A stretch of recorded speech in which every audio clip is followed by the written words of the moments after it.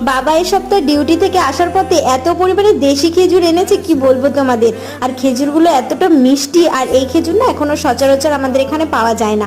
আর বাবার ডিউটির ওখানে বাবা মাটি থেকেই হাতে পায় খেজুরগুলো। আর আনার সঙ্গে সঙ্গে মা একটা দারুণ রেসিপি বানিয়ে ফেলেছে। এটা রেসিপি যদি তোমরা চাও অবশ্যই তোমাদের পরে দেবো, বলতে পারো কমেন্টে। এটার নাম হচ্ছে খেজুর কোটা। খেতে দারুণ লেগেছিল, চালের গুঁড়ো, তিল, সাদা তিল, তারপর এগুলো দিয়ে রান্না মানে বানিয়েছিল জিনিসটা। আর আরেকটা জিনিসও রান্না করেছিল সজনে পাতা। এটা কিভাবে যে রান্না করেছিল জানি না, এটা দিয়ে বলতে পারো এক থালা ভাত খেয়ে নেওয়া যায়, এতটা টেস্টি হয়েছিল। আর বাবা এখানে জাল বুনছিল, তার কারণ প্রত্যেকদিন সকালবেলা বাড়ির পাশে একটা পোষা কুকুর আছে, ও এসে আমাদের বারান্দাটার অবস্থা যা নোংরা করে তার জন্য রেগুলার মার খাটতে হয়। সেই কারণে বাবা নেটটা বুনে ওখানে একদম সদর দরজায় আমাদের গেটের মতো টানিয়ে দিল। আর এবছরের প্রথম জাম মাখা খেলাম, জানো তো, দারুণ টেস্ট লেগেছে।